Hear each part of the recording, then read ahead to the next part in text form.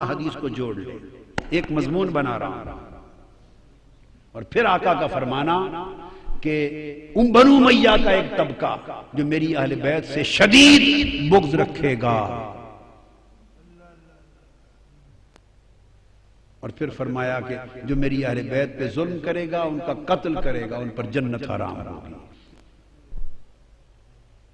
اور پھر آقا علیہ السلام کا یہ فرمان جو سیدنا امام عالی مقام کو چھوٹی عمر میں گود میں لے کے چشمان مقدس سے آنسوؤں کا بہنا، اور پھر آقا کا فرمانا ان ابنی الحسین سیقتل بعدی بارض یقال لہا کربلا، میرا یہ بیٹا حسین میرے بعد سرزمین کربلا میں شہید کر دیا جائے گا۔ امام ابن حجر مکی نے الصواعق المحرقہ میں اپنی سند کے ساتھ روایت کیا کہ حضرت منہال بن عمر روایت کرتے ہیں، وہ کہتے ہیں کہ ہم سیدنا مولا علی شیر خدا کے ساتھ سفر پہ جا رہے تھے، اور ایک میدان آیا دریائے فرات کے کنارے، یہ میدان کربلا تھا۔ ایک ریگزار آیا دریائے فرات کے کنارے، تو وہاں سیدنا مولا علی شیر خدا رک گئے، اور رک کر پورے لشکر والوں کو خطاب کر کے فرمایا ہا ہنا مناخ رکابہم ومہراق دمائہم، ہا ہنا مناخ رکابہم ومہراق دمائہم وموضع رحالہم فئۃ وفتیۃ من آل محمد یقتلون بہذہ الارض تبکی علیہم السماء والارض۔ فرمایا لوگو اس جگہ میری اہل بیت کے کجاوے اتریں گے،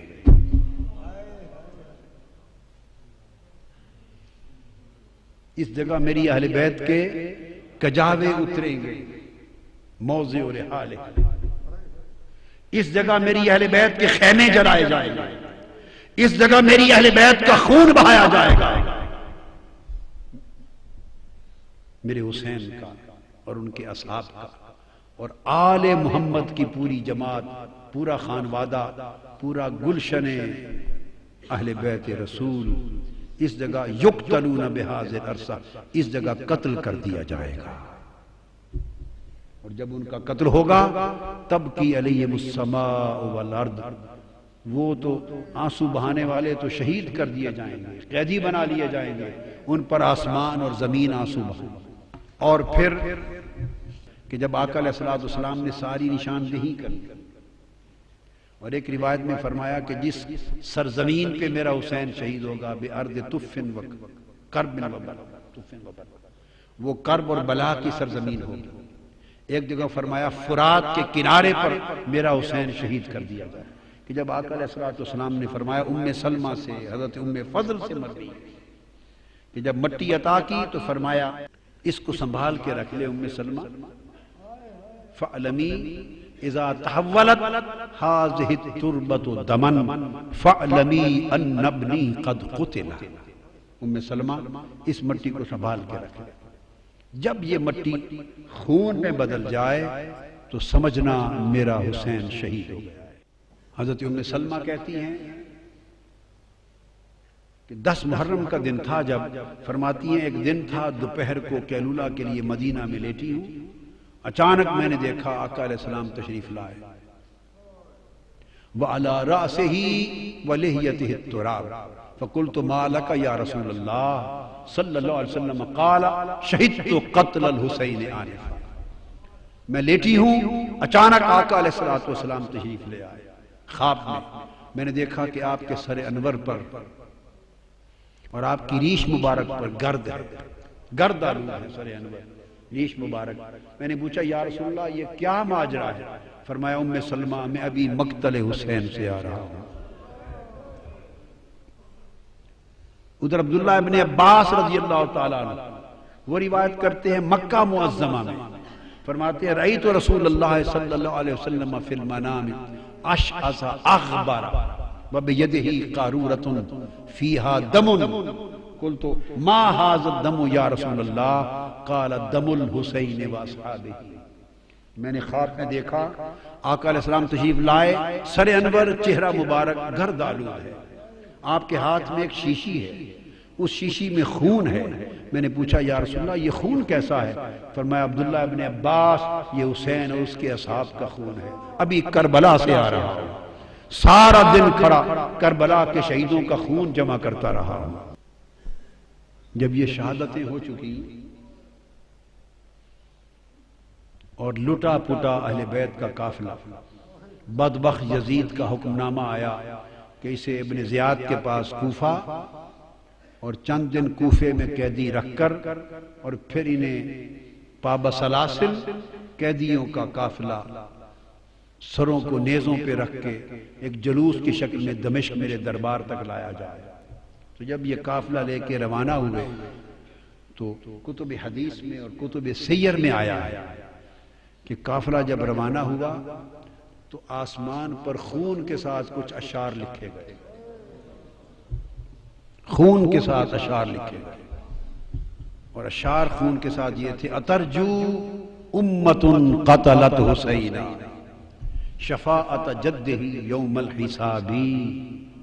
وہ جو حدیث پاک میں نے پڑھی تھی، حرم شفاعت، جو میری اہل بیت پہ ظلم کرے گا اس پر میری شفاعت حرام کر دی گئی۔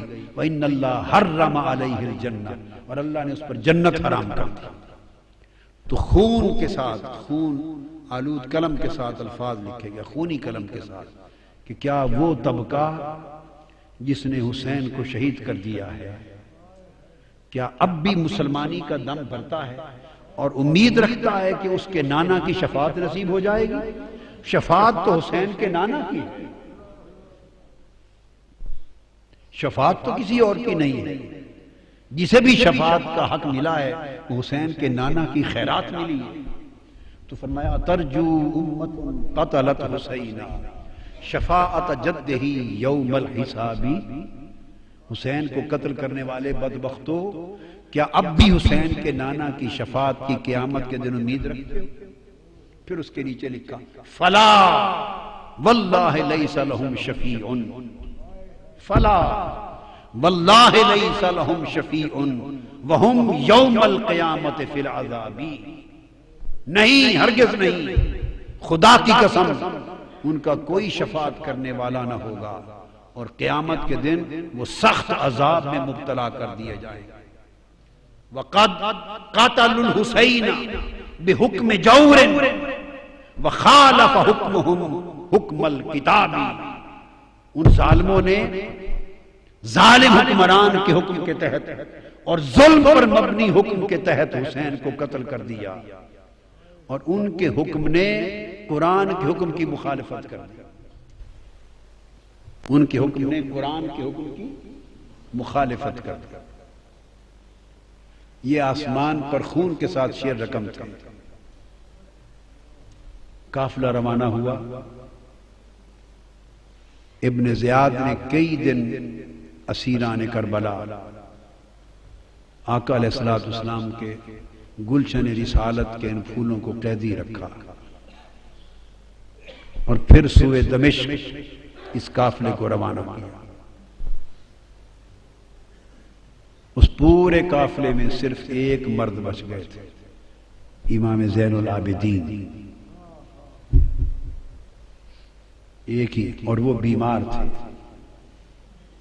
باقی شہزادیاں تھیں، سیدہ کائنات کی صاحبزادیاں تھیں، ان کی پوتیاں تھیں، آقا کے گلشن کی کلیاں تھیں۔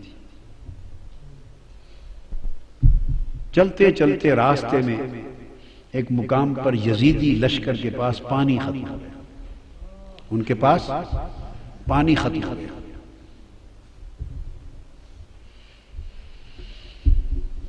انہوں نے قافلہ روک دیا اور کہا کہ پانی لے لیں۔ یزیدی قافلے کا سربراہ، دھوپ تھی، چلچلاتی دھوپ تھی، صحرا تھا، اس نے اپنے لیے خیمہ نصب کرایا، چونکہ بڑے دور سے پانی آنا تھا۔ خیمہ نصب کر کے آرام سے سائے تلے بیٹھ گیا اور تمازت آفتاب سے تپتے جلتے ہوئے ٹیلوں پر حضور کی شہزادیوں کو ننگے آسمان کے نیچے بٹھا دیا۔ پورا قافلہ اسی حال میں، ان کے پانی کے انتظار میں یہ چلچلاتی دھوپ میں تپتا رہا۔ امام علی مقام سیدنا امام حسین کی پیاری لخت جگر شہزادی سیدہ سکینہ، اصل نام ان کا عربی وزن میں سکینہ ہے، عرف عام میں سکینہ چلتا ہے، اصل لفظ سکینہ سیدہ، میں عرف عام کا لفظ استعمال کروں گا، تلفظ بتا دیں، سکینہ، سیدہ سکینہ، سیدہ سکینہ۔ دھوپ میں چھوٹی معصوم شہزادی دیکھا کہ صحرا میں چھوٹا سا ایک درخت ہے، ٹیلا ہے، چھوٹا سا ٹیلے کے ساتھ جھاڑی ہے، اس کا تھوڑا سا سایہ ہے، چلچلاتی دھوپ ہے۔ سیدہ سکینہ اس دھوپ کے اندر اس سایہ دار چھوٹی سی جھاڑی میں جا کے مٹی کا سرہانہ بنا کے لیٹ گئی، ریتلے سرہانے پہ لیٹ گئی۔ سیدہ سکینہ کی آنکھ لگ گئی، آڑ تھی اس درخت کی جھاڑی کی، پانی آیا، یزیدیوں نے آواز دے دی، قافلہ چل پڑا، اور کجاوے میں تھی چونکہ سیدہ سکینہ، اونٹ بیٹھ گئے تھے، کسی کو خبر نہ تھی، تو سیدہ سکینہ کو وہیں سویا ہوا چھوڑ کے قافلہ چلا۔ قافلہ تھوڑی دیر آگے گیا تو آگے جس شخص کے ہاتھ میں نیزہ تھا، امام علی مقام کا سر انور جس پر تھا، وہ اس کے ہاتھ سے چھوٹ کر زمین میں گڑ گیا۔ انہوں نے کوشش کی کہ اس نیزے کو اکھاڑ کے آگے چلے، پر نیزہ ایسا جمع کہ اس کی پوری طاقت کے باوجود امام حسین کے سر انور آگے نہیں چلا۔ اس نے اور لوگوں کو بلایا، اوروں کو بلایا، بڑی کوشش کی، مگر امام حسین کے سر انور جس نیزے پر تھا وہ نیزہ آگے نہیں چلا، گڑا ہوا نیزہ ہلا نہیں۔ وہ پریشان ہو گئے، وہ سیدنا امام زین العابدین کے پاس گئے، یہ تو انہیں معلوم تھا کہ کیا ماجرا ہے، آپ کے بابا آگے نہیں چل رہے، ان کا سر انور آگے نہیں چلتا۔ ان کی آنکھیں آپ دیدہ ہو گئیں، وہ اپنی ہمشیرہ، اپنی پھوپھی سیدہ زینب کے پاس آئے، عرض کیا پھوپھی جان، آپ ذرا اونٹوں کے کجاووں میں شہزادوں اور شہزادیوں کو گن لیں، لگتا ہے بابا جان کا کوئی شہزادہ یا شہزادی رہ گئی ہے، سر انور آگے نہیں چلتا، نیزہ گڑ گیا ہے۔ سیدہ زینب نے ایک ایک کا نام لے کر پوچھا، تسلی کی کہ سارے شہزادے شہزادیاں کجاووں میں تو ہیں۔ جب سیدہ سکینہ کا نام لیا تو جواب نہیں آیا، بار بار سکینہ سکینہ سکینہ کہا تو جواب نہیں آیا۔ جب جواب نہیں آیا تو وہ تڑپ اٹھی، اپنے کجاوے سے نیچے آ گئی اور کہنے لگی کہ حسین کی سکینہ رہ گئی ہے کہیں۔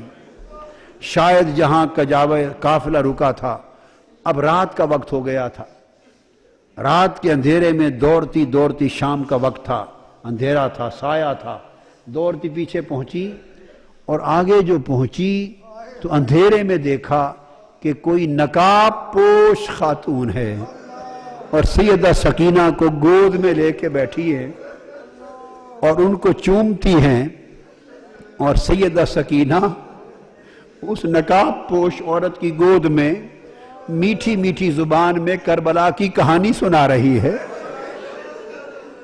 جیسے بچے کہانی سنتے ہیں اور سناتے ہیں، وہ واقعات سنا رہی ہیں کہ ہمارے ساتھ ایسا ہوا، پھر یہ ہوا، پھر بابا کے ساتھ یہ ہوا، پھر بھائی کے ساتھ یہ ہوا، وہ کربلا کی کہانی سنا رہی ہیں، اور وہ نقاب پوش خاتون سنتی بھی ہیں، چومتی بھی ہیں، روتی بھی ہیں۔ اتنے میں سیدہ زینب قریب پہنچی اور کھڑے ہو کے آواز دیتی ہیں کہ نقاب پوش خاتون، اللہ آپ کا بھلا کرے، آپ نے ہماری بیٹی کو سنبھال لیا، ہم پہ بڑا احسان کیا ہے، اس بیٹی کو گود میں لے کر اللہ آپ کو اجر دے، بتائیں تو صحیح کہ آپ ہیں کون احسان کرنے والی؟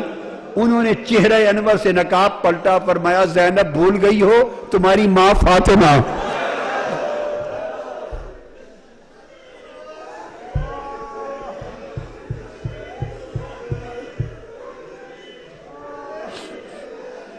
فاطمہ حسین کی لخت جگر، حسین کے سینے پہ سونے والی سکینہ تنہا رہ گئی تھی، قافلہ چل پڑا تھا، تو میں اس کو تنہا رہ کر قبر میں نہیں رہ سکی، میں نے چاہا کہ میں جا کے سکینہ کو سنبھال لوں۔ یہ روح تھی، مجسم تھی، کیا تھی؟ سیدہ کائنات کی روح اقدس مجسم تھی، متمثل تھی روح اقدس۔ تنہائی میں سکینہ کو سنبھالا دیا، ان کو ساتھ لیا۔ وہ تو چونکہ روحانی طور پہ ایک آمد تھی، رخصت ہو گئیں، نگاہ سے اوجھل ہو گئیں۔ سیدہ سکینہ کو لے کے، سیدہ سکینہ کو لے کے کجاوے میں رکھا، چل پڑی۔ اور اس طرح وہ حلب کے راستے سے ہوتے ہوئے، پھر حمص سے اور حما کے راستے سے ہوتے ہوئے جس شہر سے گزرتے تھے، بدبختوں نے وہاں استقبال کی تیاریاں کر رکھی تھی، شادیانے بجتے تھے، وہاں باجے بجتے تھے، شہر سجائے گئے تھے، اور یزید کی فتح کے جشن منائے جا رہے تھے۔ اور فتح یزید کی جشن کے سماں میں حضور کی شہزادیوں کو قیدی بنا کر قافلہ گزرتا تھا، ان کے سر انور نیچے تھے، سر قافلوں پر تھے، نیزوں پر، اور اس طرح ایسے ماحول سے گزرتے دمشق میں آ پہنچے۔ دمشق میں پہنچے تو پورا سارا شہر دمشق یزید کی فتح کا حکم تھا تو جشن میں مصروف تھا، اور بہت سوں کو یہ پتہ نہیں تھا کہ یہ جو قیدی بن کے آئے ہیں یہ ہیں کون، جو سر نیزوں پر سوار ہیں، عوام کو نہیں پتا تھا۔ ان کو یہ بتایا گیا تھا کہ یزید کی حکومت کے خلاف کچھ باغی تھے، انہوں نے بغاوت کر دی تھی، تو باغیوں کو کچل دیا گیا ہے، بغاوت ختم کر دی گئی ہے، تو باغیوں کے سر ہیں اور ان کے خاندان وہ لونڈیاں کنیزیں بنا کے لائی جا رہی ہیں۔ لوگوں کا خیال تھا کہ باغی ہیں جو مارے گئے، کسی کو خبر نہ تھی کہ باغی نہیں، ساری کائنات کے مالک ہیں، اس امت کو دین اور ایمان عطا کرنے والے ہیں، اور قیامت کے دن گنہگاروں کی شفاعت کرنے والے مالک ہیں دنیا اور عقبہ کے۔ عوام کو خبر نہ تھی، بھیڑ تھی ایک بازار میں، بھیڑ تھی، قافلہ آ کے ایک بازار کے چوک میں رک گیا، پریشان حال تھی۔ چھتوں پر خواتین دمشق کی چھتوں پر بیٹھی تھی، دیکھتی تھی، تکتی تھی۔ ایک خاتون کے گھر کے قریب جب چوک میں قافلہ رکا، ساری خواتین چھتوں پر تک رہی تھی منظر، کسی کو خبر نہ تھی کہ کون ہے۔ ایک خاتون چھت پر سے آواز دیتی ہے کہ قیدی آئی ہیں، قیدی ہیں۔ انہوں نے اپنے خادموں کو، نوکروں کو بھیجا کہ جا کے پوچھو ان قیدیوں سے کہ کسی چیز کی ضرورت ہے۔ انہوں نے آ کے پوچھا ارد گرد سے، کسی نے کہا پانی پلا دیں،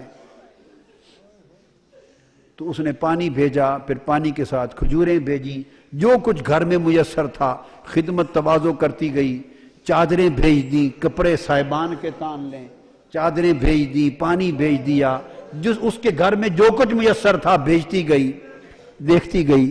سیدہ زینب رضی اللہ تعالی عنہا شہزادیوں کو، شہزادوں کو جس کی ضرورت تھی وہ ان کو کھلاتی دیتی گئیں۔ قافلہ رکا رہا، جب ہو چکا تو انہوں نے پیغام دے کے پوچھا اس خاتون سے، اتنے میں خاتون آ گئی کہ آ جا خاتون، جس نے اتنا احسان کیا ہے اس پورے دمشق میں ہمارے سوائے تماشا دیکھنے کے اور تو کوئی واقف نہ تھا، یہ تم خاتون کون ہو؟ تم نے ہمارے ساتھ اتنی بھلائی اور احسان کیوں کیا ہے؟ اس نے کہا میں تو آپ کو نہیں جانتی کہ آپ کون ہیں، میں نے ایک زمانہ مدینہ طیبہ میں حضرت سیدہ فاطمہ زہرا کی نوکری میں گزارا، میری نوجوانی تھی، میں سیدہ فاطمہ زہرا بنت مصطفیٰ کی نوکرانی تھی، نوجوانی میں ان کی نوکرانی تھی، اور جب میں مدینہ سے رخصت ہونے لگی، پرانی بات ہے، اپنی کہانی سنا رہی ہے سیدہ زینب کو، جب میں رخصت ہونے لگی تو میں نے آپ سے دعائیں لی تھی اور عرض کیا تھا سیدہ کائنات کی کوئی نصیحت کر دیں، تو مجھے سیدہ کائنات نے فرمایا تھا اچھا جا رہی ہو دمشق میں سلامت رہنا، ایک ہی نصیحت ہے، کبھی قیدی ملے تو ان سے بھلائی کر دینا۔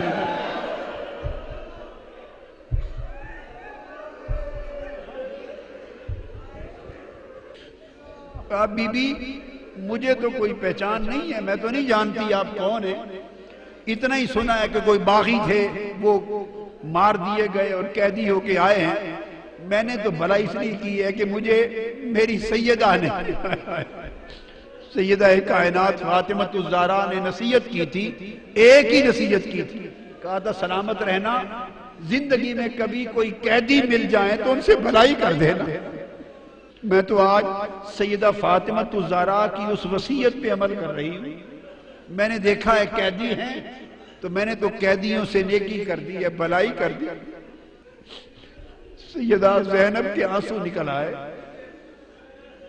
خاموش نہیں، خاموش نہیں۔ آپ نے جواب میں کہا اچھا بی بی تو نے قیدیوں سے بھلائی کی ہے، قیدیوں پر احسان کیا ہے، بتائیں ہم قیدی لوگ تیری بھلائی کا بدلہ کیا دے سکتے ہیں؟ میں کیا بدلہ دوں، کیا چاہتی ہو؟ اس نے کہا بی بی ایک دعا کر دے، دعا کر دے۔ جب میں سیدہ فاطمہ الزہرا کی نوکرانی تھی تو ان کے چھوٹے چھوٹے دو بیٹے تھے، حسن اور حسین، اور ایک چھوٹی شہزادی تھی زینب۔ ان کو بچپن میں دیکھا تھا، تھوڑی عمر میں سیدہ کائنات تو وصال فرما گئی، اب مجھے نہیں معلوم وہ کس حال میں ہیں، اور میں نے یہ بھی سنا تھا کہ حسن مجتبیٰ بھی وصال فرما گئے۔ اب میری یہ التجا ہے، دعا کر دیں کہ کبھی زندگی میں میں سیدہ کائنات کے بیٹے حسین کو دیکھ لوں اور ان کی شہزادی سیدہ زینب کو دیکھ لوں، میری ان سے ملاقات ہو جائے، یہ دعا کر لیں۔ تو سیدہ زینب فرماتی ہیں بی بی تیری دعا قبول ہو گئی، یہ نیزے پر حسین ہے اور یہ قیدی زینب ہے۔ اس حال میں دمشق میں داخل ہوئے اور حضور علیہ السلام کے ایک صحابی ہیں حضرت سہل بن سعد ساعدی، حضرت سہل بن سعد ساعدی رضی اللہ تعالیٰ عنہ، حضرت سہل وہ صحابی ہیں، بخاری اور مسلم میں بہت ساری احادیث ان سے مروی ہیں۔ حضرت سہل بن سعد روایت کرتے ہیں، بیان کرتے ہیں میں کسی کام سے بیت المقدس جا رہا تھا، بیت المقدس، تو میں دمشق پہنچا تو حضرت سہل بن سعد کہتے ہیں کہ جب دمشق آیا تو وہاں عید کا سما تھا، ہر طرف شامیانے تھے، شادیانے تھے، عید کی خوشیاں تھیں اور جلوس تھے، جھنڈیاں تھیں، عجیب سما تھا۔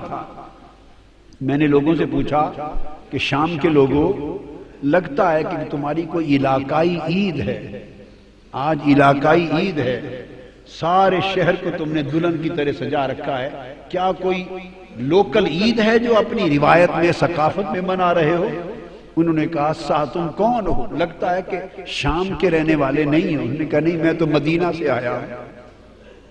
معمر تھے اس وقت، عمر رسیدہ تھے، تو پوچھے میرا نام سہل ہے، میں حضور علیہ السلام کو میں نے دیکھا ہے، زیارت کی اور آپ سے کچھ باتیں بھی سنی ہیں، تو میں نہیں جانتا یہاں کے حالات۔ انہوں نے کہا تمہیں معلوم نہیں کہ یہاں باغی تھے، انہوں نے بغاوت کی تھی، یزید کی حکومت کے خلاف بغاوت کچلی گئی ہے، یہ باغیوں کے سر ہیں اور یہ ان کی عورتیں ہیں، کنیزیں اور لونڈیاں بنا کے لائی گئی ہیں۔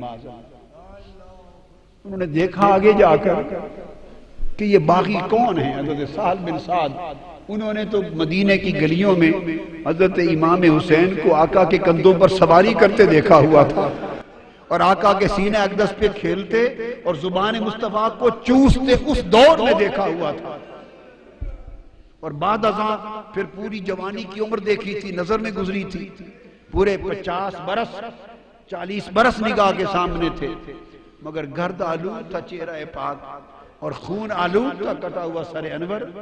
آگے قریب جا کے دیکھا کہ یہ باغی کون ہیں، اور قریب دیکھ کے کسی کو کہتے ہیں کہ ان کی شکل تو حسین کی طرح نظر آتی ہے۔ حضور کے شہزادے امام حسین کے ساتھ بڑی مشابہت ہے، تو ساتھ ایک شامی کھڑا تھا، اس نے کہا تمہیں پہچان نہیں، یہ خود حسین ہے۔ چیخ نکل گئی، رو پڑے اور رو کے یہ قافلہ کدھر جا رہا ہے؟ وہ کہتے ہیں کہ میں پھر اس قافلے کے ساتھ چل پڑا اور دربار یزید تک ساتھ گیا، اور جو کچھ اس دربار میں دیکھا وہ بیان نہیں کر سکتا۔ اس دربار میں جب بدبخت یزید کا جو شراب میں دھت تھا شطرنج کھیل رہا تھا، جب قافلہ پیش ہوا اور ساری شہزادیوں کو اور امام زین العابدین کو کھڑا کر دیا گیا، تو اس وقت وہ آ کے دربار پہ بیٹھا، اس نے کہا ایک ایک کا نام لے کر بتاؤ، یہ کون ہے، یہ کون ہے، یہ کون ہے۔ سیدہ سکینہ چھوٹی سی عمر ہے، 4-5 سال کی عمر ہے، اور ہاتھوں سے اپنا چہرہ چھپاتی،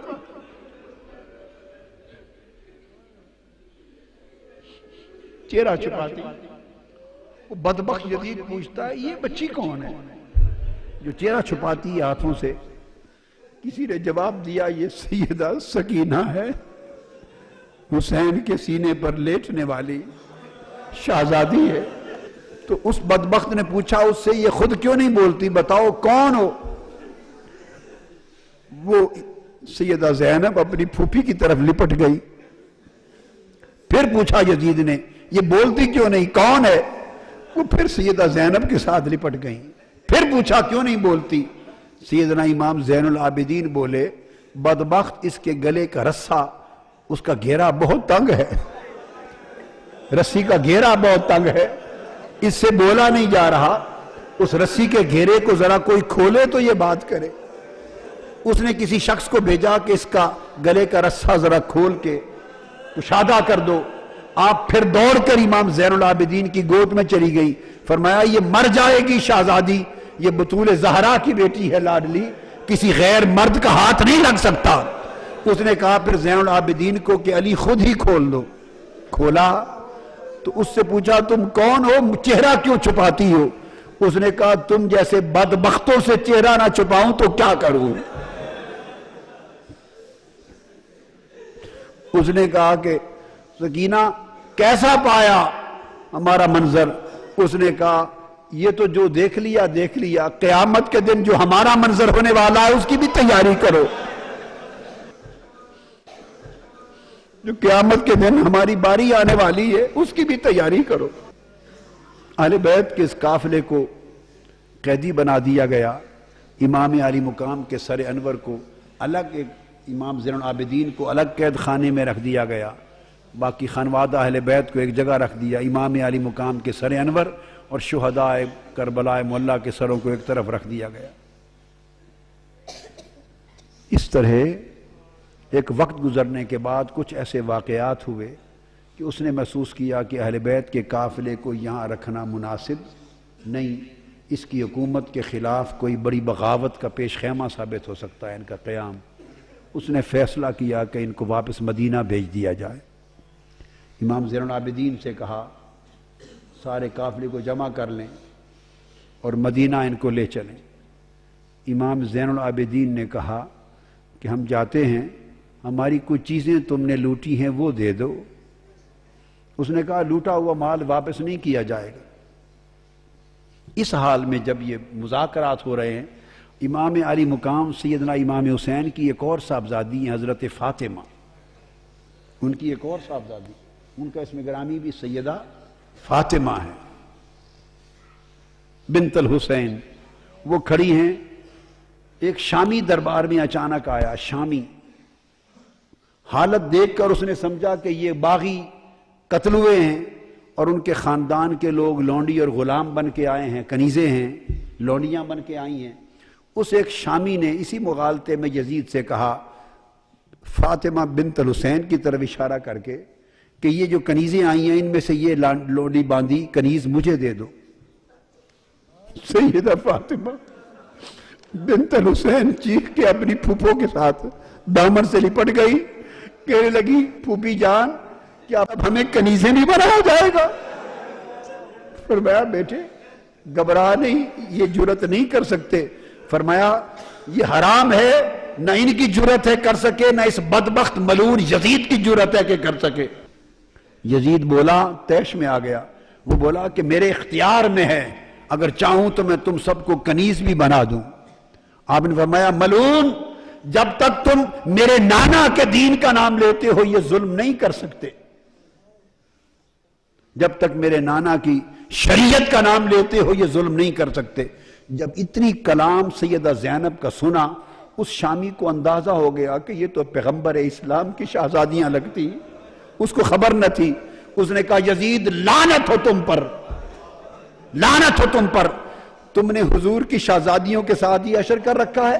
میں سمجھا تھا کیسر روم کے دربار سے روم کی کوئی بغاوت سر ہو کے آئی ہے اور ان کی کنیزیں ہیں، یہ مصطفیٰ کی شہزادیاں ہیں جو ساری کائنات ان کی کنیز ہے۔ جب اس نے کہا لعنت ہو تم پر، تو یزید نے اسی وقت جلاد کو حکم دیا کہ اس کا سر قلم کر دیا جائے۔ امام زین العابدین نے فرمایا کہ ہماری کچھ چیزیں تم نے لوٹ لی ہیں، واپس کر دو، ہم مدینہ کو پھر چلے جائیں گے۔ یزید نے کہا لوٹا ہوا مال واپس نہیں ہوگا، تمہیں زاد سفر کے طور پہ کچھ دینار دے دیتے ہیں۔ فرمایا ہم لعنت بھیجتے ہیں تمہارے دیناروں پر، اور نہ ہی ہمارے پاس کوئی مال تھا جو تم نے لوٹا، ہمیں تو 2-3 چیزیں ہمیں واپس کر دیں، باقی پاس رکھ لو۔ وہ چند چادریں ہیں جو ہماری اماں فاطمہ الزہرا کے ہاتھ کی بنی ہوئی ہیں، کچھ کپڑے ہیں جو سیدہ ہماری اماں فاطمہ الزہرا کے ہاتھ کی بنی ہوئی ہیں، ہمیں وہ واپس دے دو، اور ان کا دست، ان کا گلو بند ہے جو اپنی شہزادی کو پہنایا تھا، وہ چھینا ہوا گلو بند دے دو۔ ہم تو 3 یادگاریں سیدہ فاطمہ الزہرا کی چاہتے ہیں کہ تم بدبختوں کے پاس نہیں، واپس مل جائیں۔ وہ تینوں چیزیں واپس لے لی۔ قافلہ روانہ ہو گیا اور چلتے چلتے کربلا معلی، 3 دن شہداء کربلا معلی اور امام علی مقام کے مزارات اقدس پر تعزیت کے لیے 3 دن قیام کر کے مزارات کی زیارت کر کے واپس مدینہ پہنچا۔ جب شہر مدینہ کے باہر پہنچے تو پھر آگے مدینہ میں داخل ہونے کی سکت نہ تھی، نہ امام زین العابدین کو سکت تھی، نہ سیدہ زینب کو سکت تھی۔ ان کے خدام میں بشیر نامی خادم تھے، ان کو بھیجا کہ اب ہم تو آگے کیسے جائیں، جاؤ اہل مدینہ کو خبر کر دو کہ لٹے ہوئے لوگ آ رہے ہیں، خانوادہ رسول آج اسیران دمشق بن کے واپس آ رہے ہیں۔ اس شخص نے جا کے مدینہ پاک میں خبر کی، مدینہ پاک میں قیامت آ گئی، یہ کوہرام مچ گیا۔ اہل مدینہ کہتے ہیں کہ اتنی قیامت یا اس دن آئی تھی جس دن حضور علیہ السلام کا وصال ہوا تھا، یا یہ قیامت اس دن آئی جب سیدہ زینب اور امام زین العابدین کا لٹا ہوا قافلہ حضور کے گھر واپس پہنچا۔ سارے اہل مدینہ باہر آ گئے، روتے چیختے تڑپتے، ایک قیامت کا سما تھا، روتے چیختے اس لٹے قافلے کو لے کے آئے اور سیدھا آقا علیہ السلام کی بارگاہ میں روضہ رسول پہ جا کے گر پڑے۔ امام زین العابدین اور سیدہ زینب روتے ہوئے آقا کی قبر انور پہ گر کر عرض کرتے ہیں نانا جان، آپ کا حسین قتل کر دیا گیا ہے جو آپ کے کندھوں پہ سواری کرتا تھا۔ اور جب گئے تھے تو آپ کا خاندان ہرا بھرا خاندان گیا تھا، آج لٹ کر واپس آئے ہیں، ایک بیمار کے سوا کی نسل کا کوئی بچہ واپس نہیں بچا یا رسول اللہ۔ انا للہ و انا الیہ راجعون لا تقولوا لمن يقتل في سبيل الله اموات بل احیاء ولكن لا تشعرون۔ امام علی مقام نے اپنے نانا کے ساتھ کیا ہوا وعدہ پورا کر دیا، ان کے کندھوں پر کرائی گئی سواری کا بدلہ چکا دیا، ان کی زبان چوسنے کے نتیجے میں پیاسا رہ کر زبان کے چوسنے کے احسان کا بدلہ چکا دیا، اور آقا علیہ الصلوۃ والسلام کے دین کی حفاظت اور دین کی گلشن کی آبیاری اپنے خون سے کر کے امام علی مقام نے اپنا فرض ادا کر دیا۔ آقا علیہ الصلوۃ والسلام کے پاس یہ قافلہ مدینہ طیبہ میں واپس آیا، اور پھر امام زین العابدین پوری عمر تنہا ایک جگہ رہتے، عبادت کرتے اور روتے رہتے۔ اتنی کثرت سے روتے. تو کسی نے پوچھا کہ آپ اتنا کیوں روتے ہیں؟ وہ فرماتے تھے کہ حضرت یعقوب علیہ السلام کا ایک یوسف گم ہوا تھا. حضرت یعقوب کا ایک یوسف گم ہوا تھا، وہ رو رو کے نابینا ہو گئے تھے، ان کی بینائی چلی. وَابْيَضَّتْ عَيْنَاهُ، ان کے غم میں ان کی بینائی چل بسی تھی. تو میرے مصطفیٰ کے تو سارے یوسف چل بسے ہیں، گلشن مصطفیٰ کے سب یوسف گم ہو گئے. دوستو، حسین سے محبت کرنا، حسین کا غم کرنا، حضور کے عطرت اور اہل بیت اور خانوادہ کا غم کرنا، ان سے محبت کرنا اور غم حسین اور غم اہل بیت میں آنسو بہانا، یہ باعث بخشش ہے، باعث مغفرت ہے، گناہوں کی تلافی کا سبب ہے، آقا کی بارگاہ کی قربت ہے، حضور کی شفاعت کا سبب ہے. اللہ تعالی ہمیں ہمیشہ محبت رسول، محبت اہل بیت اور تعظیم صحابہ کے اوپر زندہ رکھے اور حضور کی اہل بیت کی محبت والے ایمان پر مارے، اسی پہ قبر میں اور قیامت کے دن ہمیں جلائے. وما علینا الا البلاغ. کربل کی ہے یاد آئی، اب اشک بہانے دو، سوئے ہوئے پہلو میں اب درد جگانے دو، سوئے ہوئے پہلو میں سب درد